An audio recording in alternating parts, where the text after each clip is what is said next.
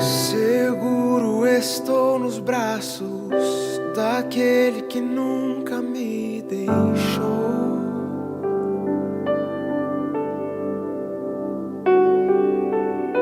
Seu amor perfeito sempre esteve repousado em mim. E se eu passar pelo vale, acharei conforto em teu amor, pois eu sei que és aquele que me guarda, me guarda. Em teus braços é o meu descanso, em teus braços é o meu descanso, em teus braços é o meu descanso, em teus braços é o meu descanso. Seguro estou nos braços daquele que nunca me deixou.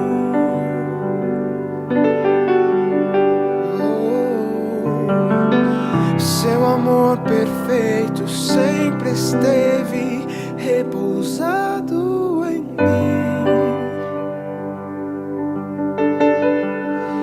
E se eu passar pelo vale,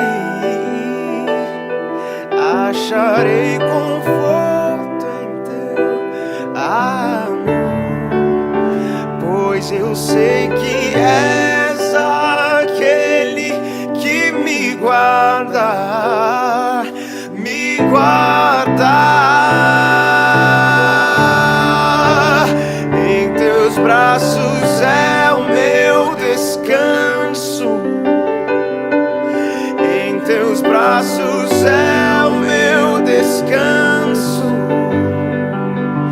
em teus braços é o meu descanso, em teus braços é o meu descanso. Recaio em tua graça, recaio de novo em tuas mãos, recaio em tua graça, oh, recaio de novo em tuas mãos, eu recaio em tua graça,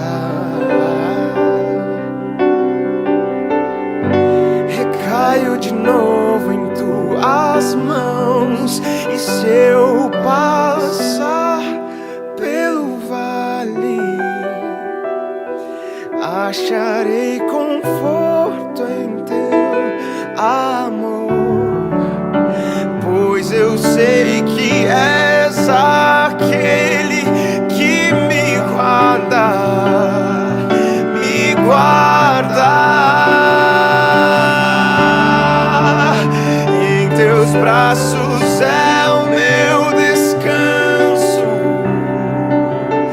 em teus braços é o meu descanso, em teus braços é o meu descanso, em teus braços é o meu descanso, Jesus.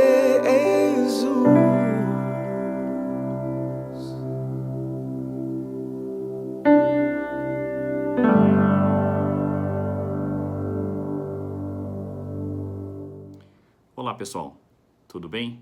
Espero que todos estejam bem, tá?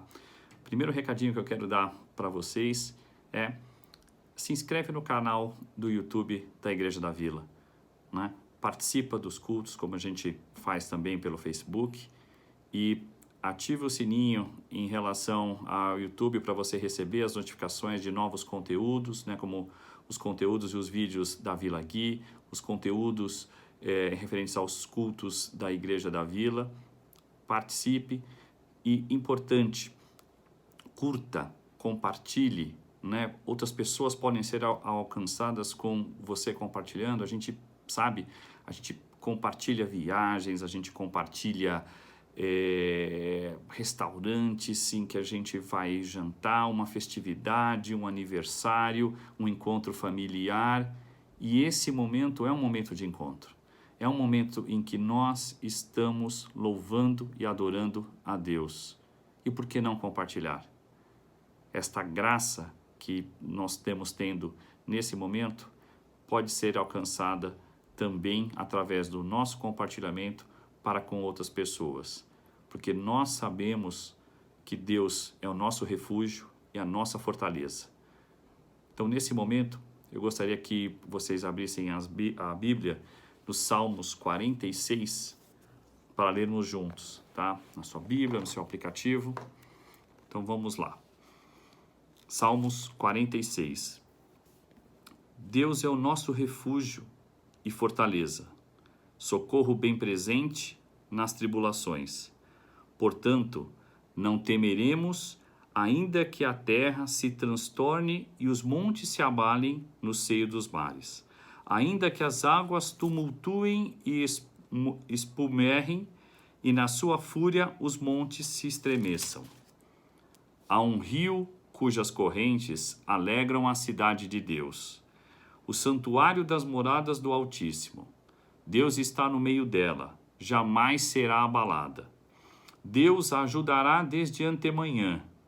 Bramam nações, reinos se abalam, ele faz ouvir a sua voz, e a terra se dissolve. O Senhor dos exércitos está conosco. O Deus de Jacó é o nosso refúgio. Vinde, contemplai as obras do Senhor, que assolações efetuou na terra. Ele põe termo à guerra até os confins do mundo, quebra o arco e despedaça a lança, queima os carros no fogo. Aquietai-vos e sabei que eu sou Deus. Sou exaltado entre as nações, sou exaltado na terra. O Senhor dos exércitos está conosco. O Deus do Jacó é o nosso refúgio. Amém? Vamos fazer uma oração. A gente tem passado aí semanas bem complicadas, né? A gente tem recebido aí uma série de notícias ou de pessoas da nossa igreja, da nossa comunidade, com parentes próximos, tendo problemas já com Covid. A gente vê funcionários das empresas que a gente está trabalhando também tendo algumas dificuldades, alguns acometidos, chegando até mesmo ao falecimento. Então, realmente são tempos difíceis. Mas Deus é nosso refúgio, Deus é nossa fortaleza. Vamos orar?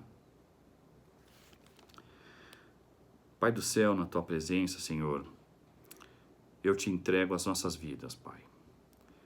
Eu te entrego este culto, Senhor. Eu te entrego os nossos anseios. Eu te entrego as nossas dúvidas, meu Pai. Porque Tu sabes o que o Senhor tem preparado para nós, meu Pai. O Senhor tem cuidado de nós em tudo, meu Pai.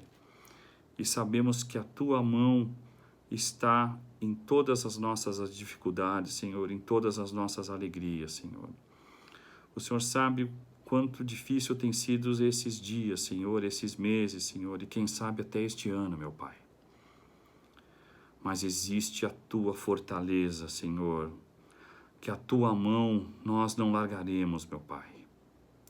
Que o Senhor guarde a Igreja da Vila, Senhor. Que o Senhor guarde a comunidade da Igreja da Vila, Senhor. Que o Senhor guarde São Paulo, Senhor. Que o Senhor guarde Brasil, meu Pai. Que o Senhor guarde o mundo, Senhor. O Senhor sabe de todas as coisas, meu Pai. O Senhor é o nosso refúgio. Que o Senhor abençoe este culto, esse nosso louvor, que de maneira simples, mas intensa, meu Pai, entregamos no Teu altar, meu Pai.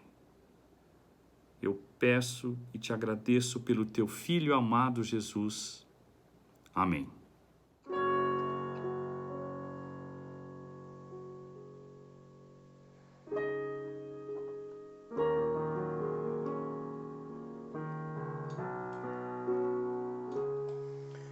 Me escutas quando clamo e acalma o meu pensar. Me levas pelo fogo, curando todo meu ser. Confio em ti, confio em ti. Creio que tu és a cura, creio que és tudo para mim.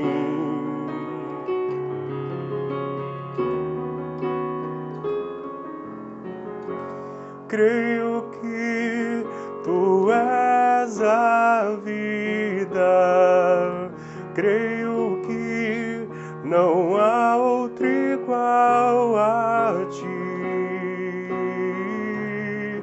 Jesus, eu preciso de ti.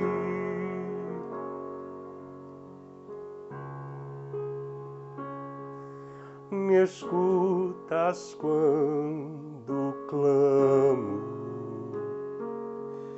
e acalma o meu pensar.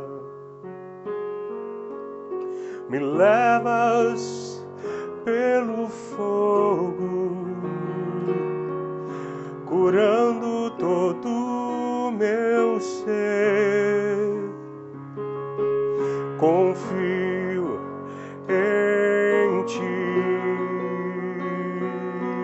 confio em ti. Creio que tu és a cura, creio que és tudo para mim.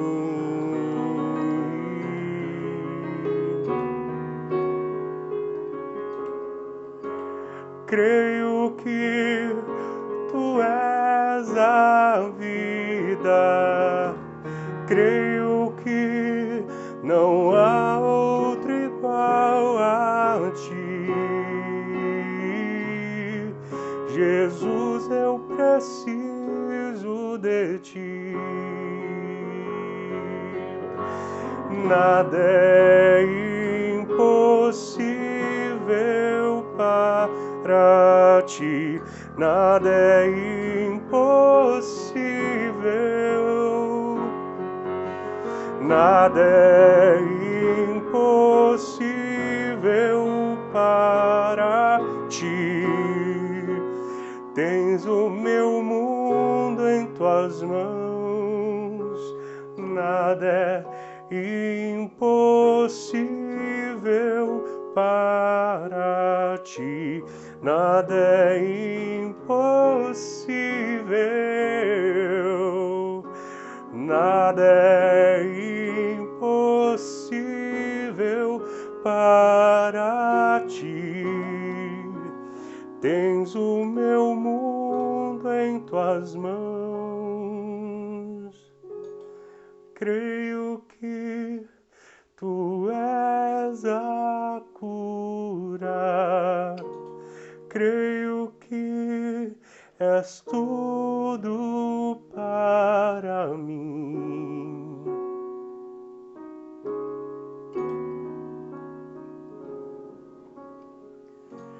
Creio que tu és a vida, creio que não há outro igual a ti. Jesus, eu preciso de ti.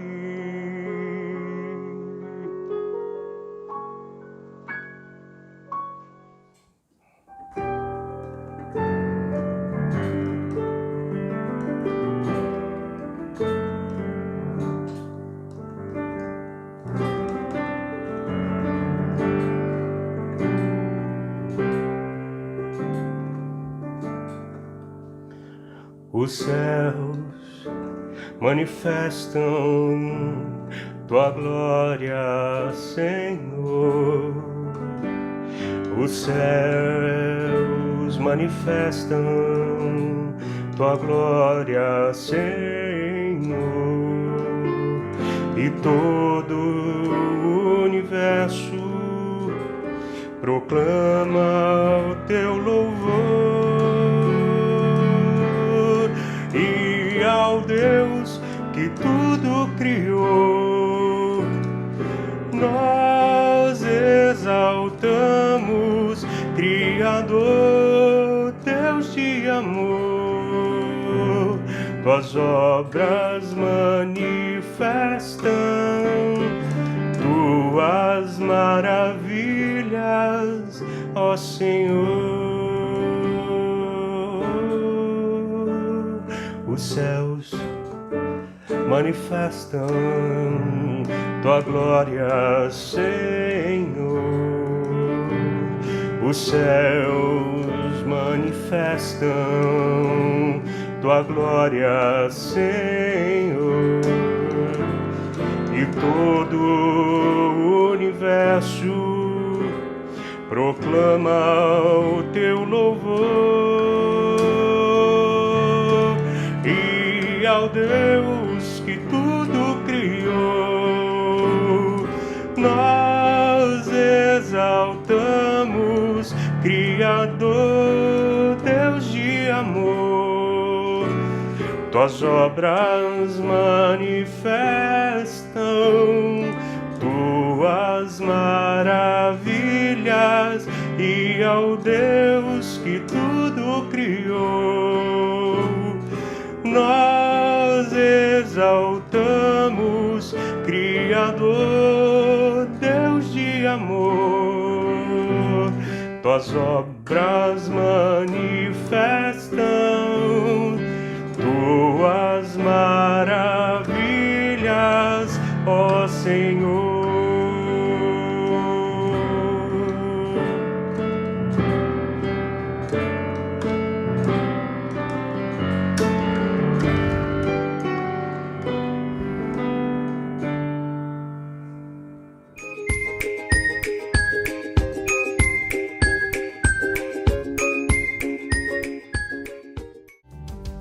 Nossa, que legal brincar com esse espelho. Ele consegue mostrar o que tem dentro da gente. É isso mesmo. Eu descobri coisas muito legais. Ai, como eu amo esse espelho. Eu aprendo tanto com ele. Puxa, que bom. Então vamos brincar mais com esse espelho. Vamos nessa. Vamos brincar de olhar pro espelho e ver o que ele diz para você. Mas esse espelho é diferente. Também revela o que está dentro da gente. O que você descobriria? O que você aceitaria? O que você melhoraria? Do que você iria se orgulhar? Esse espelho tem bons conselhos. É só você prestar bem atenção, pois nele a gente vê a cara e vê melhor ainda o coração. Que cada um é do seu jeito, com qualidades e defeitos, e todos merecem respeito. O seu espelho pode te mostrar um jeito bem melhor de ver o mundo, e lá no fundo um mundo melhor depende do que você aprende. com o que o espelho tem pra te mostrar um jeito bem melhor de ver o mundo, e lá no fundo um mundo melhor Depende do que você aprende. com o que o espelho tem pra te ensinar.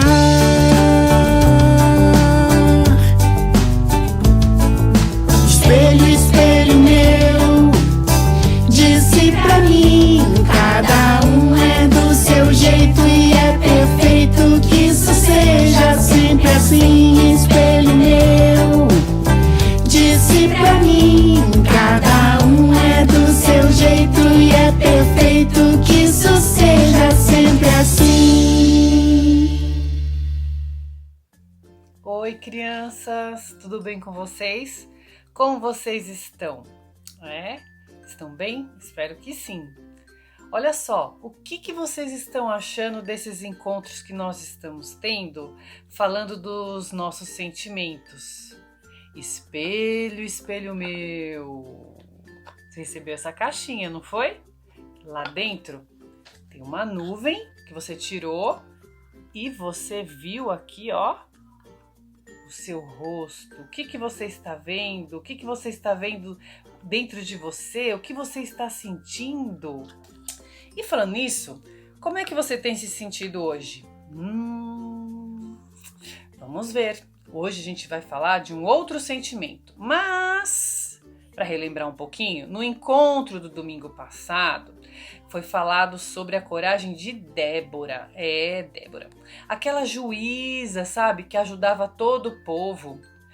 Mas deixa eu pensar aqui. A coragem que ela tinha era do quê? Dela mesma? Não. Ela tinha uma coragem que vinha de Deus. Sabe por quê? Porque ela sabia que Deus estava com ela o tempo todo. Só por isso que ela era corajosa. Legal, né? Deus está com a gente em tudo que a gente sente. Tudo, tudo, tudo. Quando a gente está com coragem, quando a gente está com medo, quando a gente está ansioso, preocupado, Deus está com a gente em tudo. A gente não pode esquecer disso, isso é muito importante.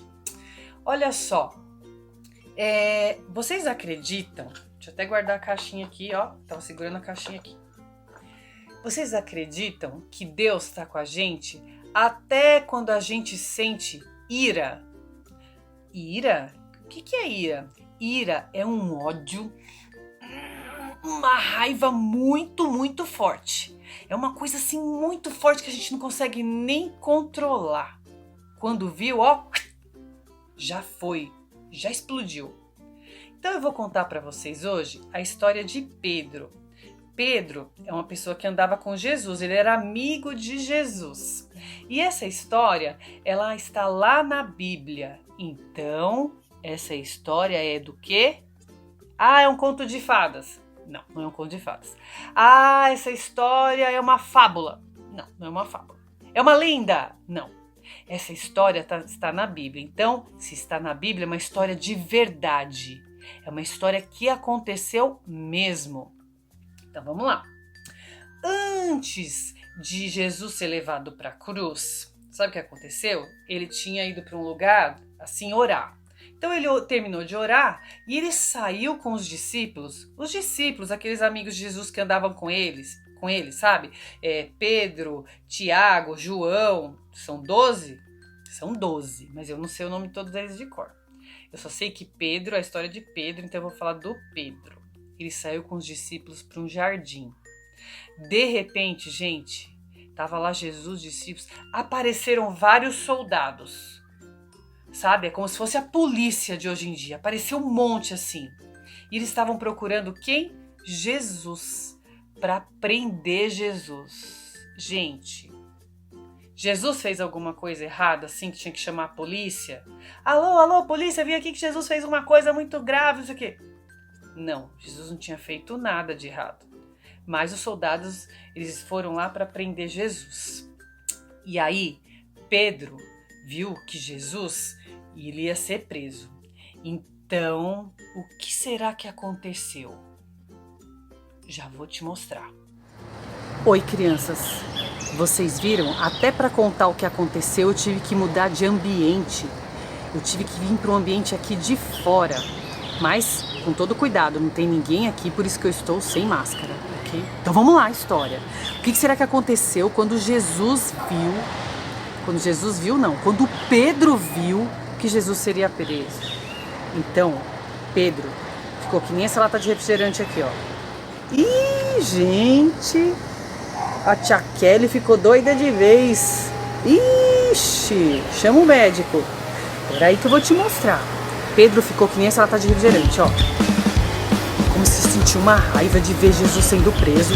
Uma raiva, uma sensação ruim dentro do coração dele. Um nó que foi dando na garganta. E aí Pedro foi se irando, ficando com essa raiva profunda. E não conseguia se controlar. E de repente... Nossa!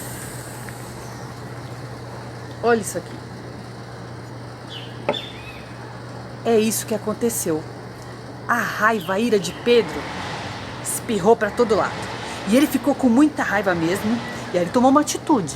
Ele pegou uma espada que estava na cintura dele, ó, na orelha do soldado. Gente, o nome desse soldado era Malco, hein? Malco deve ter colocado a mão na orelha, gritado. E Malco viu a orelha dele no chão, cheio de sangue. Foi isso que Pedro fez.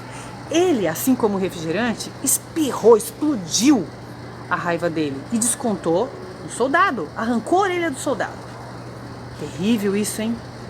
A orelha dele no chão. E aí, com certeza, Pedro não deve ter ficado muito legal com isso. Mas a história continua. Gente, para continuar contando a história para vocês, eu tive que tirar o óculos porque o refrigerante espirrou para todo lado. E eu acho que é assim com a ira também. Quando a gente explode, vai para todo lugar, espirra em todo mundo. Então, Jesus disse assim para Pedro: Pedro, guarde essa espada, porque o que aconteceu é porque Deus quis que acontecesse, entendeu? Mas Jesus também fez duas coisas incríveis. Ele pegou a orelha de Malco e colou no lugar e deixou perfeita. A outra coisa incrível que Jesus fez foi continuar amando Pedro e cuidando dele, mesmo com a ira dele. É assim que ele faz com a gente. Jesus conhece as nossas dificuldades, as nossas qualidades, e ele nunca nos abandona. Ele cuida da gente. Então, tia Kelly, o que eu faço com a ira? Não quero explodir que nem o refrigerante. Sabe, como é que eu faço? Eu vou te dar algumas dicas bem importantes. Primeiro, fale com Deus. Fale tudo o que você está sentindo para Deus. Ele tem o maior prazer em te ouvir e fica muito alegre quando você pede a ajuda dele. Muito alegre. Segunda coisa que a gente pode fazer: respirar fundo. Contar até 10. 1, 2, 3, 4, 5, 6... Não, contar devagar. 1, 2, 3. Outra coisa: brincar, correr, fazer alguma coisa que você gosta muito. Vai te aliviar, sabe? Na hora que você começar a sentir aquela raiva que você vai explodir, tenta fazer alguma coisa dessas. Tenta. Não é fácil, mas com a ajuda de Deus, eu acho que a gente pode conseguir. E se a gente não conseguir, a gente não precisa desistir. A gente continua tentando, porque Jesus não desiste da gente, tá bom? Mas a ira é uma coisa que é pecado. Tem um versículo na Bíblia que fala assim: irai-vos e não pequeis. Quer dizer o seguinte: eu posso ficar irada, com raiva, uma coisa assim que... Mas quando eu explodo, aí vira pecado. Quando eu machuco alguém, ou a mim mesmo, aí vira pecado. Então, não é legal, né? Por isso que a gente tem que pedir ajuda. Mas o que é eu me machucar? Eu me machucar, tem gente, você já viu isso? Tem gente que fica irada, com raiva, e sai se machucando, se cortando. Tem gente que fica assim. Ou sai batendo o carro, joga o carro em cima de alguém, ou até fala alguma coisa muito agressiva. Falar e machucar a pessoa falando também é pecado. Mas Deus perdoa. A gente pode pedir perdão para o Papai do Céu e Ele vai nos perdoar e continuar nos ajudando. Sabe por quê? Porque Jesus nasceu, Ele morreu e Ele reviveu. Ele nasceu de novo. Por quê? Porque Ele nos ama muito. Ele tem muito amor por nós, sabe? E Ele quer que a gente tenha dias bons com a ajuda dEle. Com a ajuda dEle, tá bom? Então fale pro Papai do Céu a qualquer hora, qualquer sentimento que você esteja sentindo. Tem dia que a gente não consegue fazer isso, a gente não consegue se controlar. Tem dia que eu tô muito triste, não consigo deixar de ficar triste. Mas eu posso mesmo assim falar com Deus, tá bom? E não desista, porque Deus nunca, nunca, nunca, nunca desiste da gente, tá bom? Conte isso para todos os seus amigos, conte para sua família, porque isso aí é uma boa notícia. O amor de Jesus por nós é tão grande que a gente pode ser quem a gente é e pode pedir para Deus ajudar naquilo que a gente tem dificuldade, tá bom? Uma boa semana para você, tá bom? Que o Papai do Céu continue com você, ele continuará porque ele promete. E até o próximo encontro. Um abração. Tchau.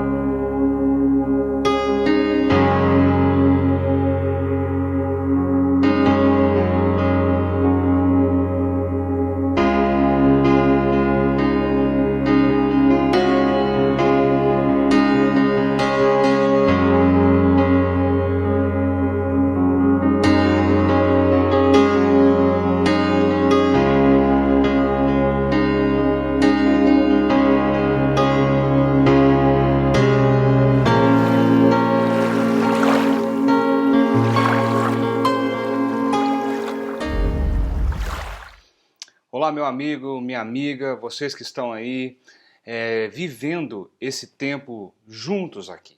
Nós estamos nesse momento, num tempo de celebração, de adoração, num tempo de cultuar, num tempo de estar com Deus e celebrar o seu nome juntos como igreja. É um pouco diferente, eu sei, é diferente de tudo que nós já vivemos, porque nós estávamos acostumados a viver como igreja, juntos no mesmo local, e fazer desse tempo um tempo de adoração comunitário juntos presencialmente. Mas nós tivemos que nos reinventar. E além disso, nós tivemos que reaprender algumas coisas. E eu espero que você esteja bem nesse tempo. Eu espero que você esteja bem fisicamente. Espero que você esteja bem emocionalmente, porque muitas são as demandas emocionais da nossa vida nesses tempos de pandemia. Mas espero também que você esteja bem espiritualmente, porque uma das coisas que mais nós vivemos nesses dias e estamos precisando aprender é como viver a nossa espiritualidade em tempos como esse. Eu queria refletir um pouquinho com você nessa nova série de mensagens que nós iniciamos na semana passada. E para isso, quero convidar você a um tempo de oração para pedirmos para que Deus fale ao nosso coração diante daquilo que Ele tem para nos ensinar. Vamos orar? Feche seus olhos e vamos pedir a Deus para que fale conosco nesse momento, nessa hora. Senhor Jesus, eu quero te agradecer muito, eu quero agradecer ao Senhor por tudo que o Senhor tem feito na nossa vida, por tudo que o Senhor tem feito na igreja do Senhor, por tudo que o Senhor tem feito na igreja da Vila. Muito obrigado, Senhor, por todo o cuidado, toda a proteção, todo o coração do Senhor vindo de encontro ao nosso coração. Nós temos visto e nós temos sentido isso, Pai. Obrigado porque as nossas famílias estão bem. Obrigado porque o Senhor tem estado conosco. Obrigado porque o Senhor tem falado aos nossos corações. E é isso que nós pedimos para o Senhor agora. Fica conosco, fale conosco e que a Tua presença seja transformadora nas nossas vidas nesse dia. Nós pedimos isso em nome de Jesus. Amém. Meus amigos, nós começamos uma nova série de mensagens e o título dessa série de mensagens é Profundidade. Na semana passada, o pastor Alê, ele trouxe essa abordagem do propósito que essa série tem para a minha vida e para a sua vida. Essa série, ela tem como subtítulo o mergulhar intensamente em Deus sobre alguns aspectos da nossa vida. O propósito dela é convidar você, é me convidar a nos aprofundarmos no relacionamento com Deus. A partir da oração, estimular a cada um de nós a uma prática, a prática da espiritualidade mais profunda. A prática da espiritualidade que nos leva a mergulharmos em Deus, a mergulharmos na presença de Deus, a intensificarmos a nossa comunhão com Ele. Essa série de mensagens ela vem trazer uma provocação aos nossos corações. Como tem sido vivido os nossos dias, a nossa espiritualidade? Como nós estamos vivendo a espiritualidade cristã em dias tão complexos, em dias tão difíceis, que ao mesmo tempo que estamos todos isolados em casa ainda, vivendo o caos dessa pandemia, nesse ano de 2020 tão conturbado, nós, por outro lado, vemos uma sociedade polarizada, nós vemos pessoas com ideologias diferentes, pessoas que pensam diferente, pessoas gritando pelos seus direitos e crimes hediondos, crimes horríveis acontecendo na nossa sociedade.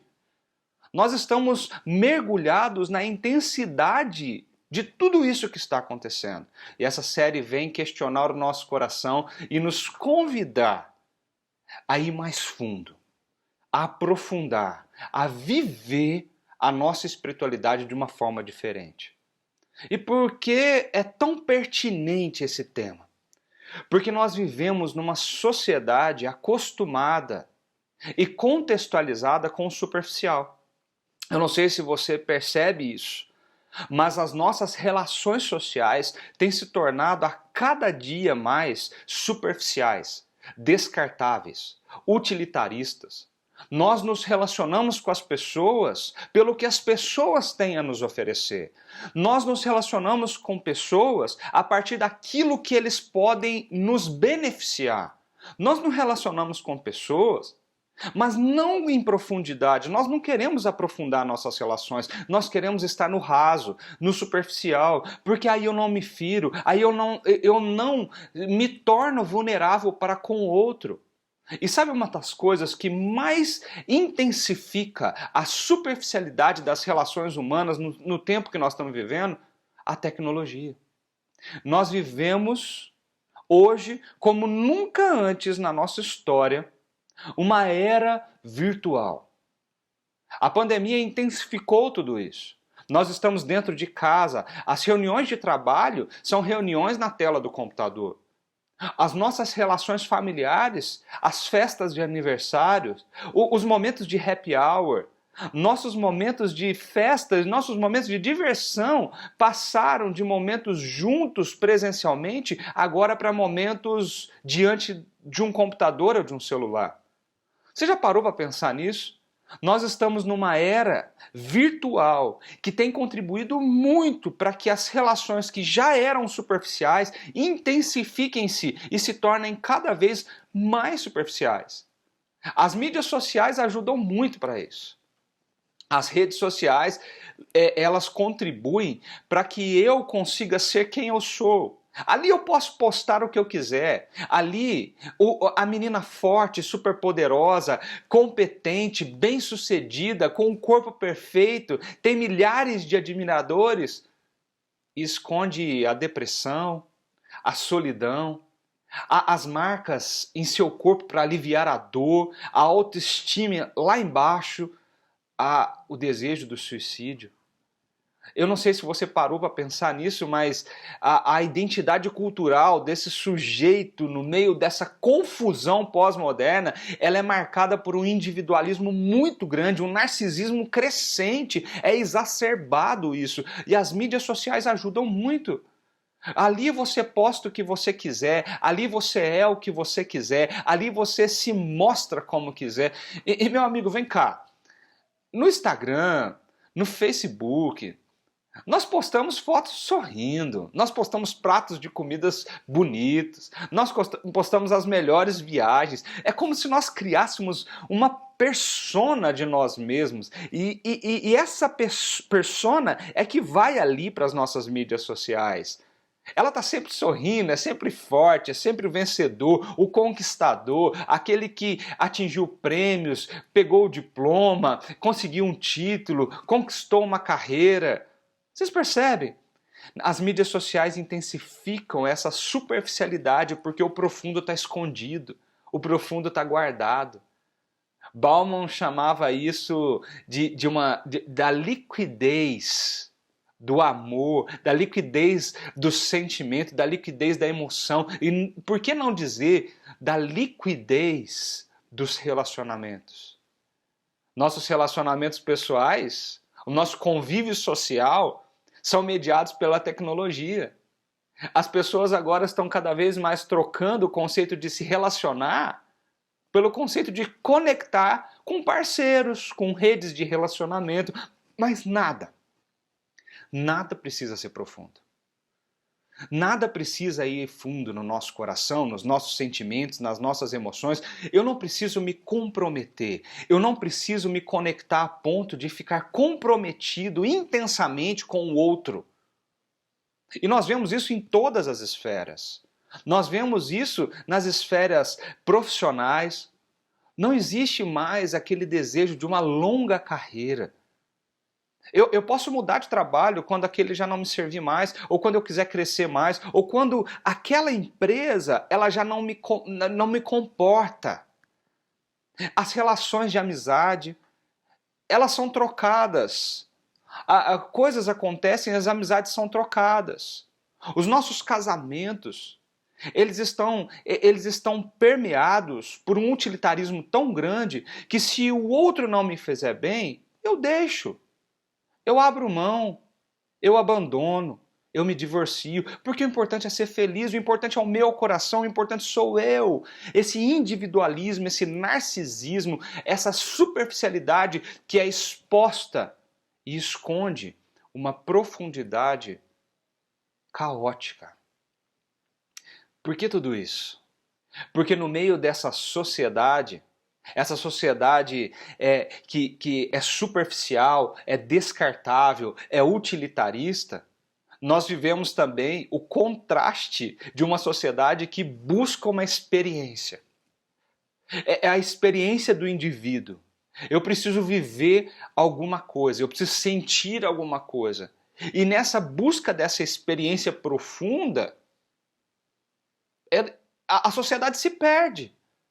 Porque sendo superficial, não consegue se atingir uma experiência profunda. E aí a gente tenta buscar qualquer coisa para preencher esse vazio. Nós somos reduzidos a mercadoria, a fatos, a números, a formas, a procedimentos. E sabe o que eu quero? Eu quero viver uma experiência profunda, mas eu não consigo, porque as minhas relações são superficiais. E é por isso que nós temos visto aí uma grande alta das pessoas buscarem a meditação, buscarem exercícios que façam você se esvaziar de si mesmo, para poder tentar se encontrar dentro de você. A grande onda de técnicas de relaxamentos, ou seja, você precisa pôr para fora o que está dentro de você. Mas tudo isso porque existe um caos dentro de nós. No nosso dia a dia, nós mantemos a nossa persona. Nós mantemos aquela personagem que nós criamos por fora, para que ninguém descubra o que está por dentro.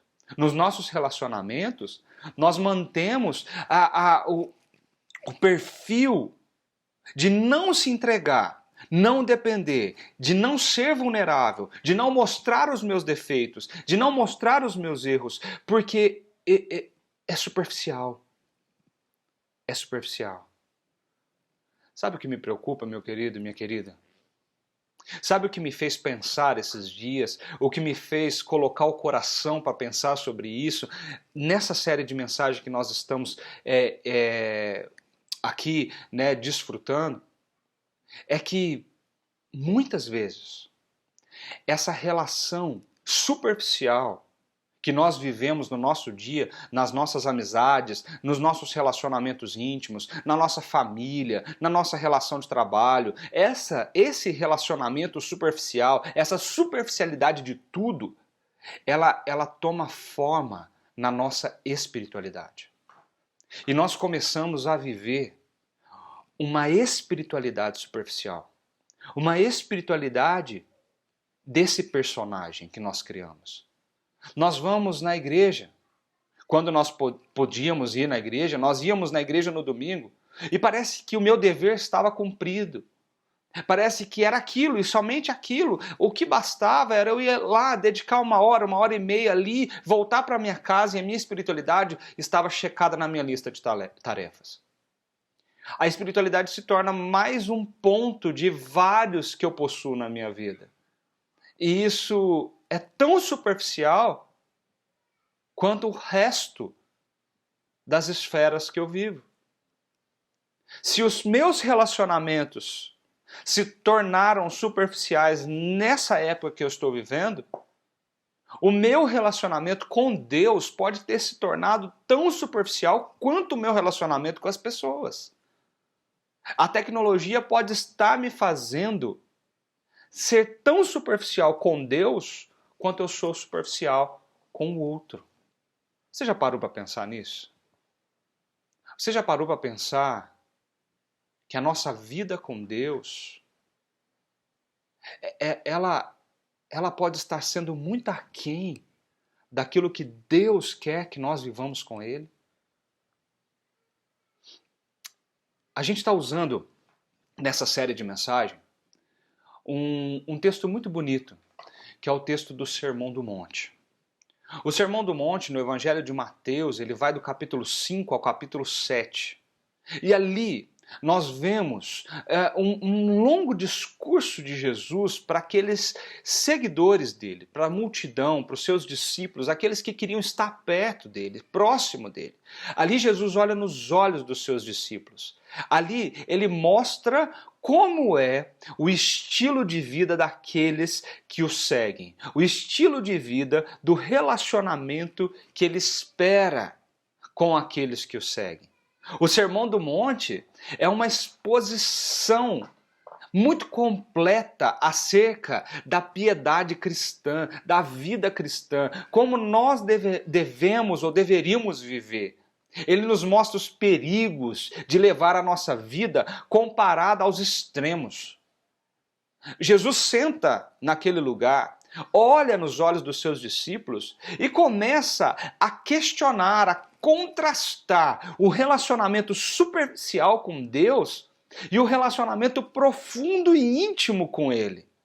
É o contraste da religiosidade com a espiritualidade. É o contraste do vocês ouviram o que foi dito, mas eu, porém, vos digo.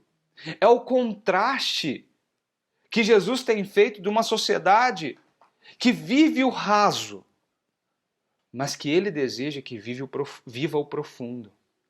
Jesus, muito mais do que questionar o que fazemos ou deixamos de fazer, no Sermão do Monte, Jesus questiona a motivação do nosso coração. Ele vai mais fundo nas suas palavras, nos seus questionamentos e naquilo que ele pensa. Você já parou para pensar nisso?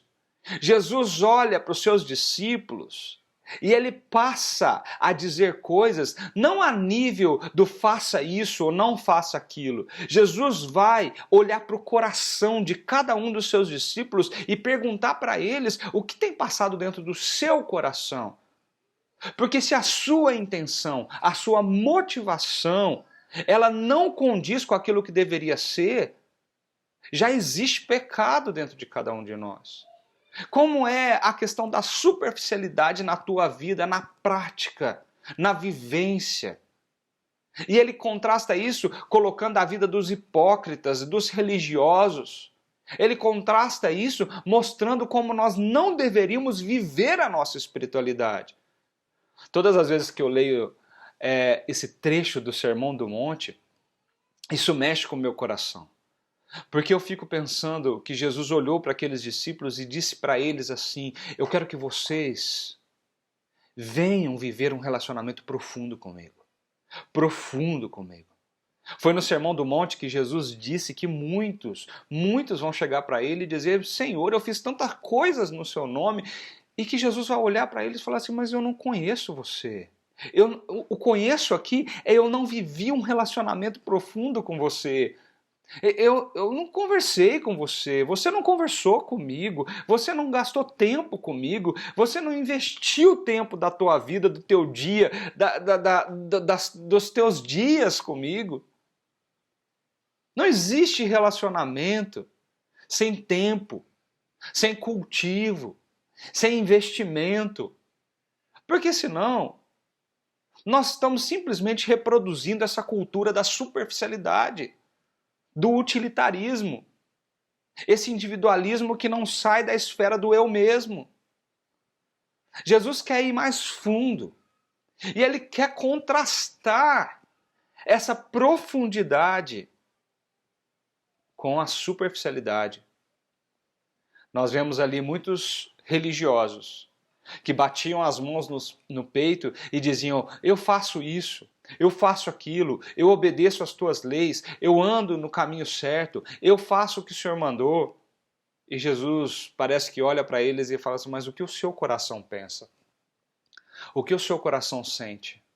O que tem passado na tua mente, no teu coração, a respeito dessas áreas da sua vida? E é curioso que quando Jesus faz isso, existe um trecho que ele usa alguns exemplos para que ele mostre sobre a diferença que existe entre a espiritualidade do público e a espiritualidade do privado ou do secreto. Existe alguns exemplos que ele dá, por exemplo, como esmolas. Quando você for dar alguma coisa para alguém, ele fala assim: cuidado para uma das suas mãos não ver o que a outra está fazendo. Porque tem gente que parece que faz questão de ajudar a pessoa com uma mão, com a outra mão no celular para tirar uma selfie e postar nas redes sociais. A questão é qual a motivação do coração dessa pessoa em ajudar alguém, mas ter que ser visível. Ela ter que ter uma foto nas redes sociais para ter um like. Jesus está contrastando a mesma coisa. Embora não existiam as mídias sociais naquela época, nem a selfie, mas os religiosos daquela época, quando davam esmolas, quando ajudavam os pobres, os miseráveis da sociedade, eles faziam questão de serem aplaudidos em público, de que todos vissem, para que eles fossem reconhecidos. Então Jesus falou: cuidado com a motivação do seu coração, porque você pode até estar ajudando o teu próximo, fazendo o que você deve fazer, mas você está fazendo isso para você mesmo. É a espiritualidade do público.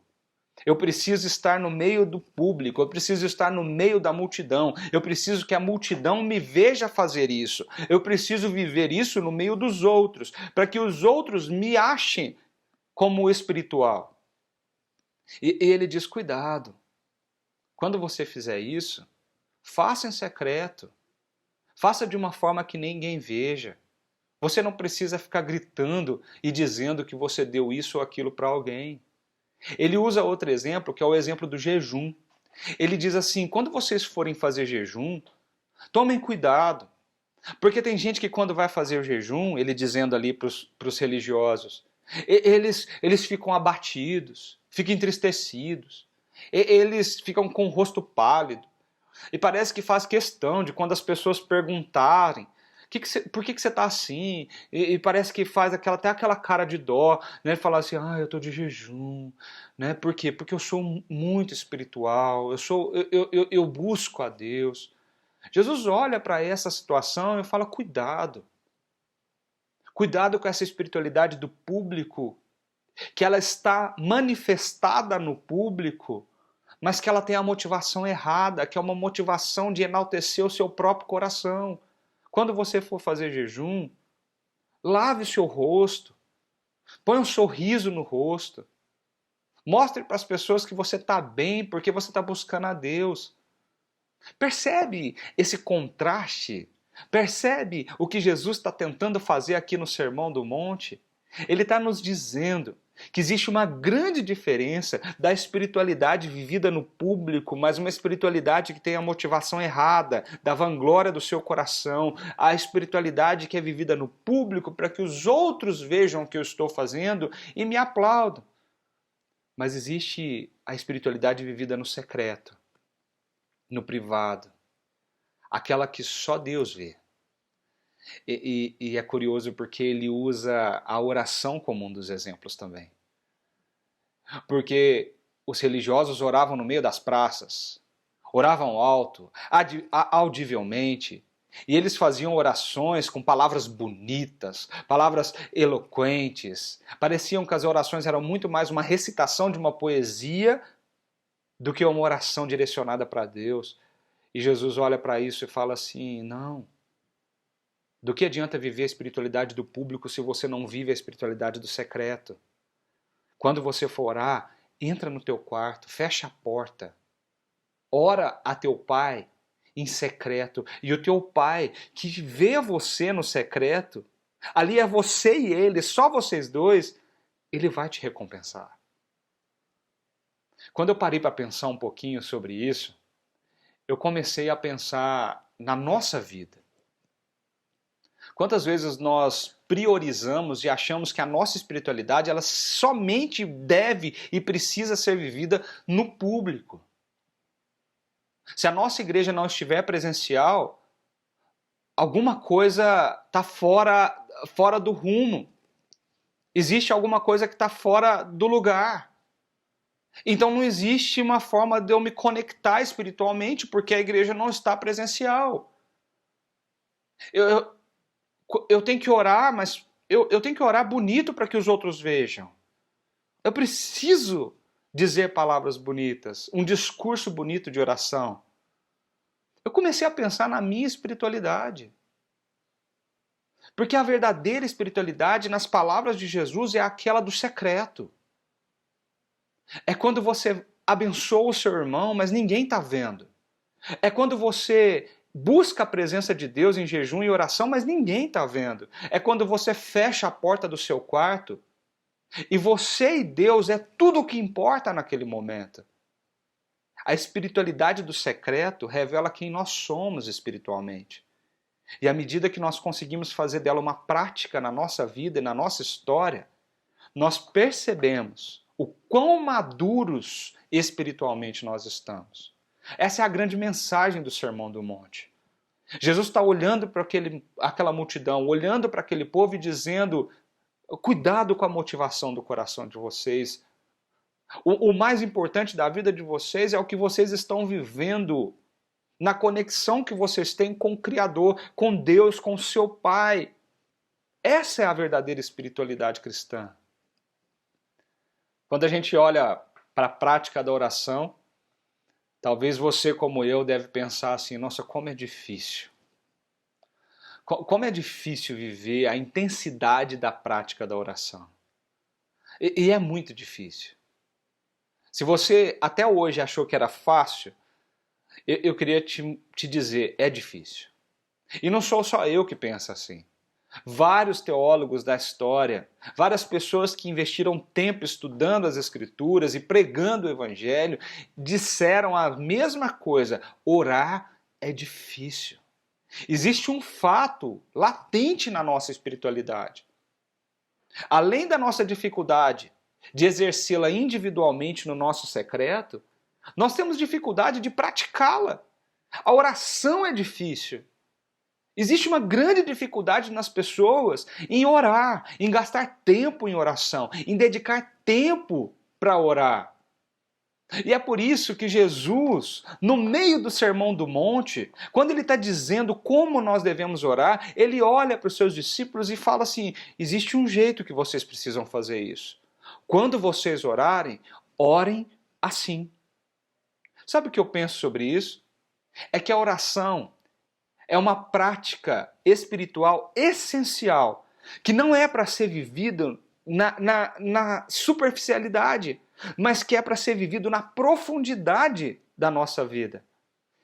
Na individualidade do nosso coração com Deus, nós podemos viver uma vida de oração, mas para isso nós precisamos aprender a orar. Jesus não teria dito isso se todos nós já soubéssemos o que é orar, o que é ter uma vida de oração.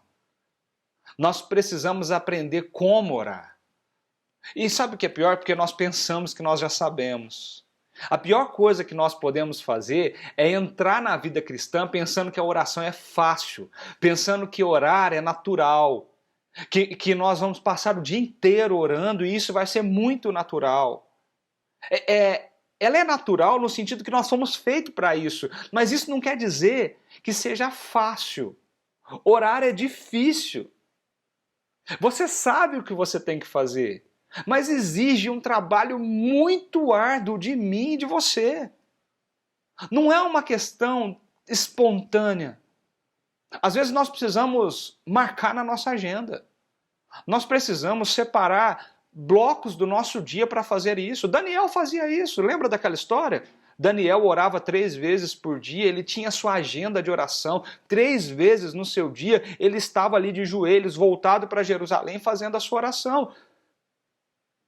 Eu fico imaginando, por mais temor no coração de Daniel que ele tinha para com o Senhor, e toda a história bíblica de Daniel nos mostra isso, eu tenho certeza que teve dias que Daniel, quando o relógio dele despertou e ele falou assim, nossa, agora é a hora da minha oração, teve dias que ele estava com sono, teve dias que ele estava no meio da resolução de um problema, teve dias que ele estava com a cabeça preocupada, mas ele parou para orar, porque isso exige de nós intencionalidade, exige de nós muito mais do que dizer, não, é natural, quando der um tempinho, quando eu puder eu faço, eu vou.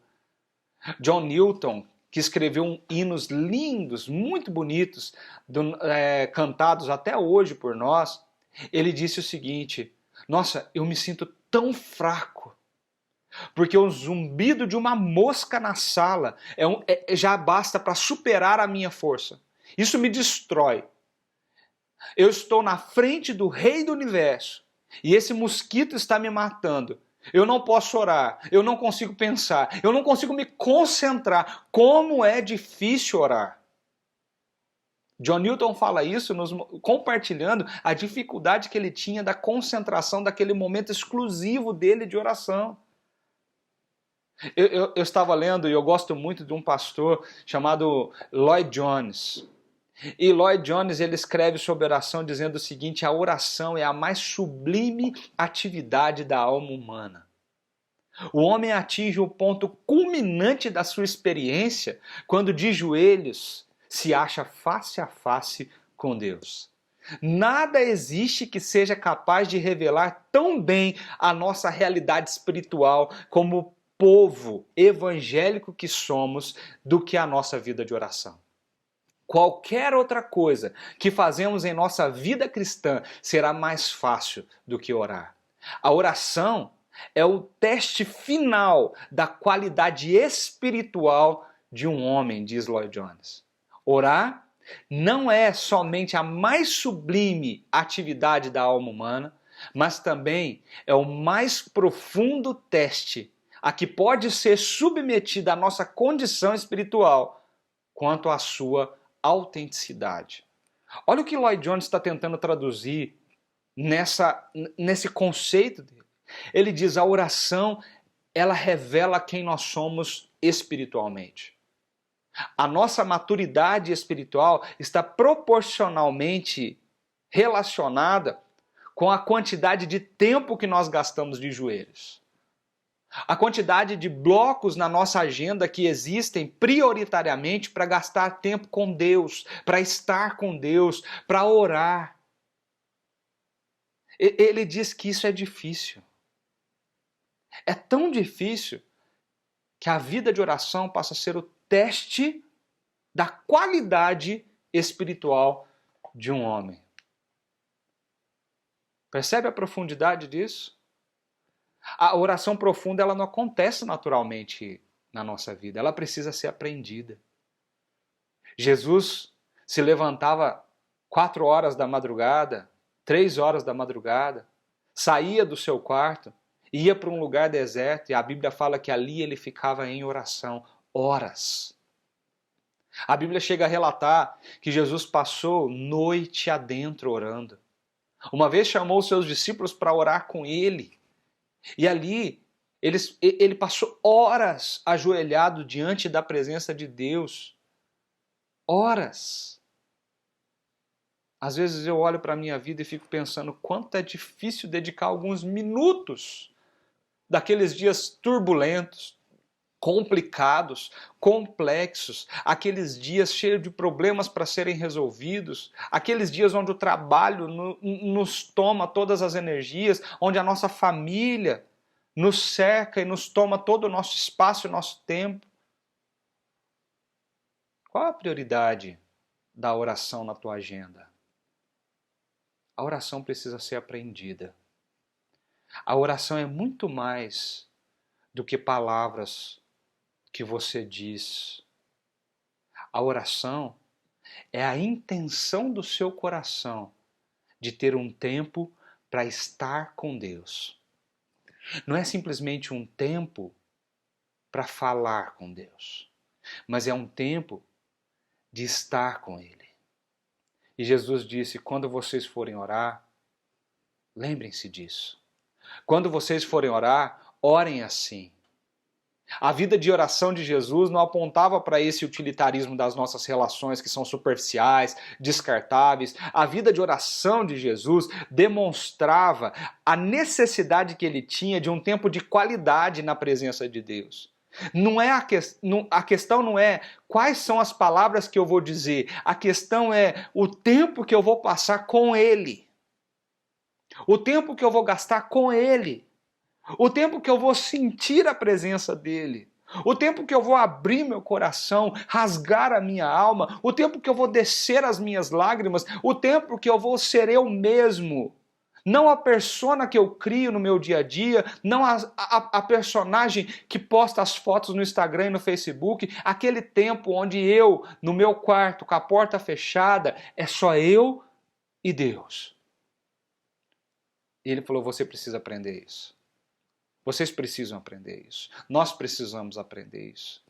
Nós precisamos aprender a importância e a profundidade dessa prática na nossa vida. Eu fico imaginando que a prática da oração, a vida de oração, é como o exercício numa academia de ginástica. Quando você tem uma vida mais sedentária, você não se exercita, você não vive isso diariamente, quando você resolve começar uma caminhada, uma corrida, ou você começa uma academia, o primeiro dia de academia, parece assim que a empolgação do início te leva a fazer aquilo. Você sabe que é importante, você sabe que você precisa. E você vai, e você faz, e parece que depois você fica com o corpo todo dolorido, aquilo te desestimula um pouco. Depois você começa a sentir aquela sensação de que, nossa, eu tô gastando muito tempo com isso. Eu não tenho tempo para isso, isso pode ficar para segundo plano. Mas à medida que você se exercita, você não sente mais dor. À medida que você se exercita, você começa a gostar daquilo. À medida que você se exercita, seus músculos tonificam e você começa a fazer daquilo uma prática na tua vida. Mas se você desiste no começo, você não vai fazer desse exercício algo natural na tua vida porque você foi criado para fazer exercícios. A oração é como esse exercício, que precisa de prática, que precisa de agenda, que precisa de prioridade, que precisa estar na tua agenda, que precisa ter tempo e precisa de esforço, e precisa de intenção. Eu sei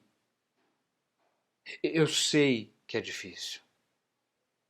É por isso que Jesus disse: vocês precisam aprender a orar. E quando ele disse isso, ele nos deu um modelo. E é um modelo que você conhece, que eu conheço, é um modelo muito conhecido na nossa história, é um modelo muito conhecido nos nossos círculos sociais, que é a oração do Senhor, a oração do Pai Nosso.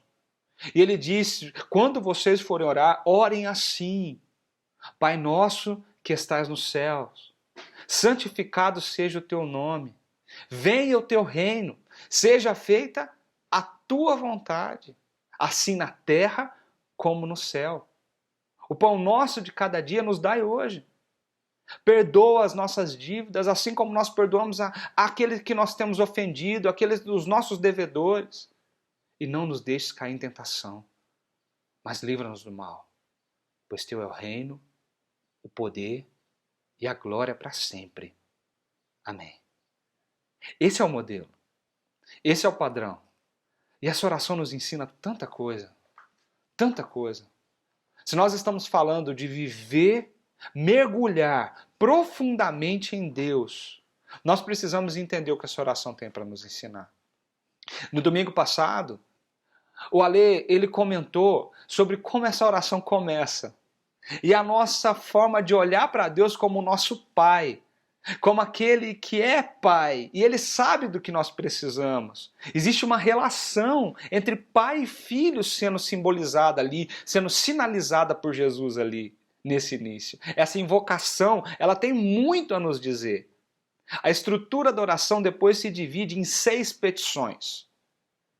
O seu nome, o seu reino e a sua vontade, relativas a Deus, mas também o nosso pão, as nossas dívidas e os nossos adversários, relativo a nós. É como se Jesus estivesse nos ensinando prioridade na nossa vida. É entender que essas petições relativas a Deus devem ocupar o topo da nossa lista. Quem é Deus para nós? Então nós precisamos seguir essa sequência.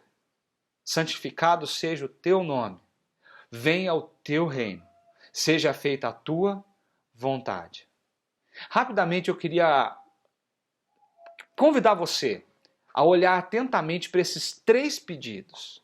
Os 3 pedidos relativos a Deus, que nos mostra a nossa postura quando nós quisermos viver uma vida de profundidade na nossa espiritualidade em relação à oração. O primeiro pedido desses 3 relacionados a Deus é: santificado seja o teu nome. Como é bonito pensar no que Jesus está nos ensinando aqui. Santificado seja o teu nome. Quando vocês forem orar, lembre de pedir isso a Deus. Pedir o quê? Que o nome dele seja santificado. Parece que quando a gente pensa nisso, a gente para e fala: ué, mas por que eu tenho que orar pedindo para que o nome do Pai seja santificado? Ele já não é santo? Sim, a resposta é sim, porém, nós estamos pedindo e orando para que o nome dele se conserve santo no uso que nós, como representantes desse nome, fazemos. Santificar o nome de Deus significa reverenciar esse nome como ele merece. Significa honrar a Deus, significa glorificar a Deus, significa tratar Deus como um santo. Significa dar a Deus a honra que Ele precisa, que Ele necessita, que lhe é devida. Santificar o nome de Deus é viver de forma digna desse nome que eu e você carregamos. Nós somos portadores do nome de Deus. Nós carregamos na nossa vida, nas nossas palavras, nas nossas atitudes. Nós carregamos na nossa essência o nome do Deus Pai, Criador de todas as coisas. Mas como nós vivemos, a forma como conversamos e falamos, como nós sonhamos, como nós demonstramos através das nossas atitudes, isso tudo reflete o quão santo esse nome é para mim e para você. Quando nós olhamos para o que Jesus está tentando nos ensinar, ele diz: quando vocês forem orar, lembrem-se disso, peçam para Deus ajudar-nos, que o nome dele seja santificado na nossa vida. O nome dele seja honrado, seja glorificado, seja reverenciado. Como portadores desse nome, nós o representamos, mas nem sempre nós o honramos. Eu parei para pensar na minha vida e comecei a pensar que muitas vezes uma forma de não santificar o nome de Deus no meu dia a dia é viver com o coração ingrato ou indiferente a Deus. Talvez essa ingratidão, ela não se reflete, ela não se mostra reclamando disso, ou reclamando daquilo, ou falando mal daquilo, ou falando mal disso, ou reclamando do dinheiro, reclamando da falta daquilo. Não, talvez a ingratidão se reflete na nossa vida deixando de perceber as bênçãos e os milagres de Deus no nosso dia a dia. Essa ingratidão ela se reflete quando nós nos comportamos indiferentes àquilo que Ele está fazendo, àquilo que Ele está colocando, nos dando, nos presenteando.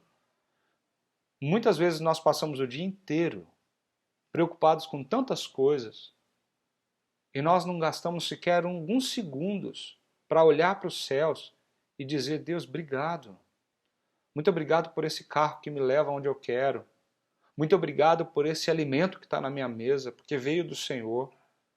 Muito obrigado pelo meu trabalho, porque é com ele que eu consigo me sustentar e sustentar minha família. Muito obrigado pela minha casa, onde eu posso reclinar minha cabeça e descansar. Muito obrigado porque eu tenho condição de comprar o que eu quero. A ingratidão, às vezes, ela se reflete na falta da manifestação do quanto nós somos gratos. Esse é um exemplo de como nós podemos desonrar o nome de Deus. Como nós não santificamos o nome de Deus na nossa vida. Pare um pouquinho. Pense sobre isso. Se você carrega consigo o nome do nosso Pai, o nome de Jesus, se nós vivemos em nome de Jesus e para Jesus, como tem sido as suas atitudes, as suas palavras, o seu comportamento nas mídias sociais, no ambiente de trabalho, no ambiente familiar? As suas palavras, elas são doces e promovem a paz? Ou as suas palavras são ásperas e promovem divisões? Você leva pessoas a agradecer a Deus e reconhecer quem Ele é, ou você leva pessoas para longe de Deus com aquilo que você fala, com aquilo que você faz? Se nós carregamos o nome de Deus, nós precisamos honrar o seu nome e santificar o seu nome naquilo que nós somos, naquilo que nós fazemos, naquilo que nós falamos. Jesus disse: vocês precisam lembrar disso quando vocês estiverem orando. Vocês precisam dizer para Deus: santificado seja o nome do Senhor na minha vida. Todos os dias me ajuda, Senhor. Me ajuda a viver de forma digna do nome que eu carrego. Me ajuda a viver, falar e agir de forma digna do nome do Senhor. Santificado seja o teu nome. Uma outra petição referente a Deus que Jesus nos ensina é: quando vocês orarem, lembre-se disso. Peçam a Deus: venha o teu reino. Que o teu reino venha sobre nós. Que o teu reino se manifeste na minha vida. Que o teu reino se manifeste naquilo que eu sou. O que significa o reino de Deus, meu querido, para que você peça isso sobre você? O reino de Deus quer dizer uma vida que entendeu que Deus é rei. Aquele coração que se colocou debaixo da realeza de Deus, do seu governo, da sua soberania. É o coração que reconhece na sua vida, que tudo o que nós temos vem de Deus. Ele é o rei, ele é aquele que reina soberanamente sobre nós. O reino de Deus é aquele ambiente da nossa vida em que Deus governa sobre tudo e sobre todos. O reino de Deus já veio na pessoa de Jesus Cristo. Ele caminhou entre nós, ele manifestou os milagres do reino, ele contou para as pessoas, através de parábolas, o que significava esse reino. Mas então por que ele fala: quando vocês orarem, peçam para que o reino venha? Sabe por quê, meu querido? É porque, embora o reino de Deus esteja entre nós, existem muitos corações em que esse reino ainda não chegou. Embora o reino de Jesus esteja entre nós, existe uma condição caótica e quebrada de um mundo que não sequer conhece esse reino. Existem pessoas à nossa volta que não sabem dos milagres, da salvação, da grandiosidade do que esse reino pode operacionalizar na nossa vida. nós, como portadores do nome de Deus, e como alguém que se importa em santificar o seu nome, nós precisamos pedir para o Senhor: venha o teu reino. Venha o teu reino sobre a minha família. Venha o teu reino sobre a minha empresa. Venha o teu reino sobre as minhas amizades. Venha o teu reino sobre o meu casamento. Porque o reino de Jesus é um lugar de paz, é um lugar de amor, é um lugar de senhorio do Senhor, senhorio de Jesus. Eu queria desafiar você, nesse dia, a olhar para as mais adversas circunstâncias quebradas ao teu redor, de injustiça social, de corrupção, de pecado, de monstruosidade violenta que o ser humano é capaz de cometer. Olha ao teu redor, olha na sua vizinhança, olha no teu trabalho, olha na tua vida, na vida das pessoas que você convive, olha ao teu redor, para as mais adversas circunstâncias quebradas que você possa enxergar. E pense comigo, como seria se o reino de Deus chegasse aqui? Como seria se o reino de Deus chegasse nas ruas de São Paulo, onde só existe miséria, pobreza, onde só existe pessoas que não têm para onde ir? Como seria se o reino de Deus chegasse no coração daquelas pessoas que nesse exato momento estão pensando em tirar a sua própria vida? Como seria se o reino de Deus, o senhorio de Deus, chegasse naquelas famílias que estão quebradas, onde pais não conversam com filhos, filhos não conversam com pais, onde maridos e esposas vivem uma verdadeira guerra no seu casamento? Como seria se o reino chegasse ali? Como seria se o reino de Jesus chegasse naqueles lugares mais distantes, onde esse nome nunca sequer foi pronunciado? Como seria? O meu desafio para você é aprender como Jesus nos ensinou a orar e dizer: Senhor, eu desejo isso. Venha o teu reino. Venha o teu reino. Venha o teu reino. Venha o teu senhorio. Venha o teu domínio. Venha o teu governo. Venha. Que o Senhor venha. E que todos se submetam ao seu reinado. Nós precisamos aprender a resgatar em nosso coração esse desejo ardente pelo reino de Jesus. Esse reino que vem e habita entre nós na presença do Espírito Santo. Mas um reino que será plenamente estabelecido quando Jesus voltar e buscar a tua igreja. Orar venha ao teu reino é esse desejo que nos impulsiona a fechar os nossos olhos e dizer: Maranata, ora vem, Senhor Jesus, volte. Nós desejamos a tua presença, nós desejamos o Senhor, nós queremos que o Senhor venha para redimir toda a estrutura quebrada desse mundo caótico, contaminado pelo pecado. Venha, Senhor, volte, Senhor, que o teu reino venha sobre nós. Isso é orar venha o teu reino. É orar pela paz, pelo amor, pelo governo e o senhorio de Jesus. Quando Jesus olhou para o povo dele e disse: quando vocês forem orar, lembrem-se, vocês são portadores no nome de Deus. Então orem: santificado seja o teu nome nas nossas vidas. Como portadores do reino de Deus, vocês precisam ter um desejo latente na vida de vocês. É dizer para Deus: venha o teu reino sobre nós. Porque quando o teu reino vem, quando o Senhor é rei, existem transformações profundas na vida das pessoas. E ele também diz uma coisa: nós precisamos aprender, quando nós estivermos orando, a dizer: seja feita, Senhor, a tua vontade. A tua vontade. Não é a minha vontade, é a tua vontade. Sabe o que significa isso? Sabe o que significa dizer: seja feita a tua vontade? É dizer para ele: eu estou entregue, eu estou disposto a me entregar, a me submeter à vontade do Senhor na minha vida. Mesmo que a vontade do Senhor na minha vida seja diferente da minha vontade, dos meus sonhos. Por quê? Existe uma sequência lógica nesses pedidos. Porque eu carrego o teu nome e o teu nome é santo sobre mim.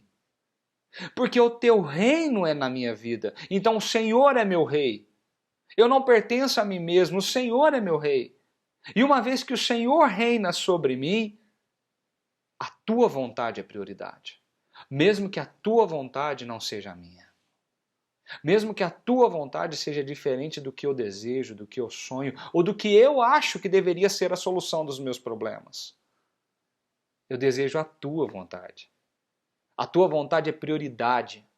A tua vontade é a maior prioridade que eu tenho. Eu não sei se você percebe, mas nós vivemos numa geração que entende que nós temos que ter uma vida boa. E que para ter essa vida boa, nós temos que ter controle sobre tudo. Nós temos que ter esse controle. Nós controlamos as nossas decisões. Nós controlamos o que acontece com a gente. Nós controlamos o que acontece com a nossa família. Nós controlamos quem fica doente e quem não fica. Nós controlamos a cura, nós controlamos se a empresa cresce ou se a empresa fecha, nós controlamos o nosso emprego, nós tomamos as decisões sobre as nossas carreiras profissionais, nós temos o controle. Jesus está olhando para nós e dizendo assim, se o nome santo de Deus está sobre você, e você lembra disso em oração, se Jesus é o rei da tua vida, e Ele reina sobre você, não é mais sobre o teu controle. Não é mais as tuas decisões. Não é mais os teus desejos. Seja feita a vontade dEle. Seja feita a vontade dEle. Quando Satanás tentou Jesus no deserto, ele olha para Satanás e diz, Satanás, nem só de pão viverá o homem, mas de toda palavra de Deus, de toda a vontade de Deus, de todo o desejo de Deus. A vontade de Deus é prioridade sobre todas as coisas. Jesus, o mesmo Jesus no Getsemane, quando ali ele estava angustiado pelo que ele haveria de viver, de joelhos diante de Deus, um tempo longo de oração no secreto, Jesus ora dizendo, meu Pai, se for possível, afasta de mim esse cálice, esse sofrimento, essa dor, essa angústia. Mas ele diz, contudo, acima de tudo, sobre tudo, não seja como eu quero, mas sim como tu queres. Foi esse Jesus que disse para mim e para você, se alguém quer vir após mim, negue-se a si mesmo, tome sua cruz e me siga. Negar a si mesmo não é fácil. Mas quando o nome do Senhor é santo nas nossas vidas, santificado com as nossas palavras e atitude, quando Jesus é o rei do nosso ser, da nossa essência, da nossa mente, do nosso coração, que quando ele é rei sobre nós, nós podemos e nós conseguimos negar a nós mesmos para que a vontade dele seja feita. Não seja como eu quero, mas sim como tu queres, Senhor. Que nós possamos aprender a orar como Jesus nos ensinou. Santificado seja o teu nome na minha vida. Venha o teu reino sobre mim e seja feita a tua vontade, não a minha, a tua vontade. Eu queria encerrar lendo uma oração tão bonita que John Wesley fez uma vez. E ele deixou isso registrado, escrito. Eu acho tão bonita essa oração de John Wesley que ele fala o seguinte: eu não sou mais meu, mas teu. Dê-me o que quiser. Me classifique com quem tu queres. Ponha-me a fazer Coloque-me a sofrer. Deixe-me ser empregado para ti ou deixado de lado para ti. Deixe-me estar cheio, deixe-me estar vazio. Deixe-me ter tudo. Não me deixe ter nada.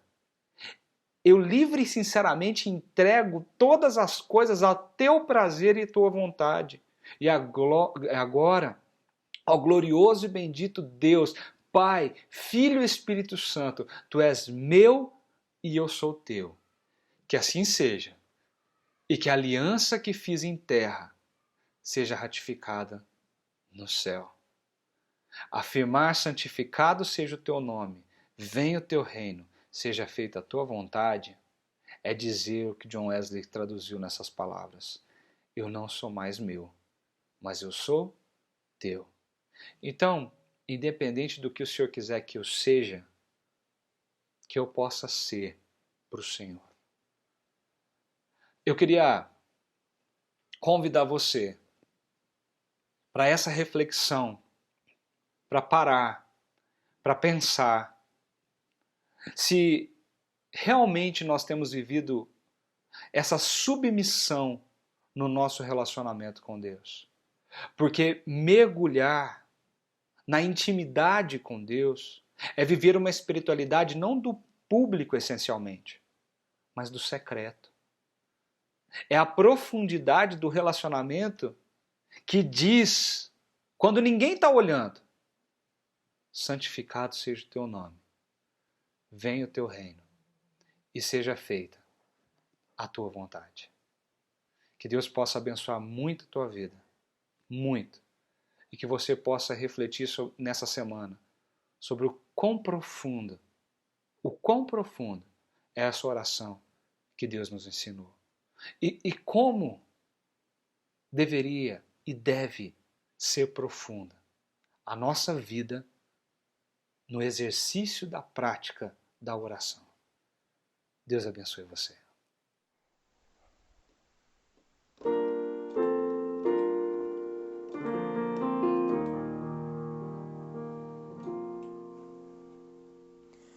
Na oração encontro calma, na oração encontro paz. Orar a Deus faz bem à alma, falar com Deus me satisfaz.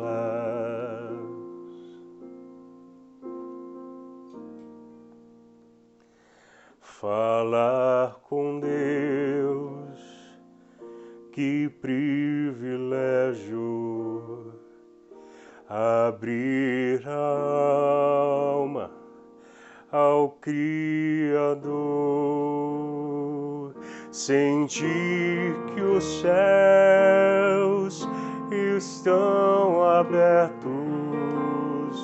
e ouvir a voz do Salvador.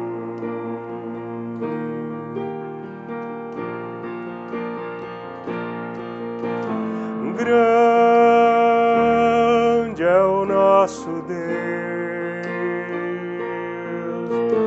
e as obras que Ele faz, o seu amor não tem limites e em seu perdão encontro paz.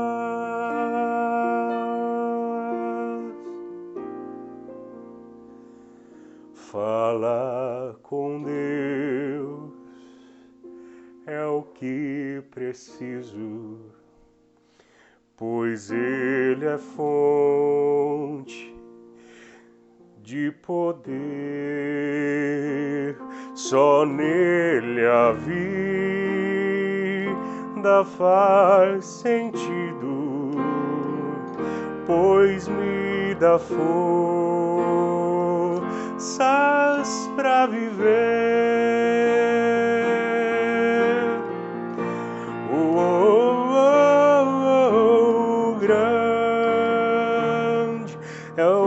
nosso Deus. E as obras que Ele faz, o seu amor não tem limites, e em seu perdão grande é o nosso Deus. E as obras que Ele faz, o seu amor não tem limites, e em seu perdão encontro paz.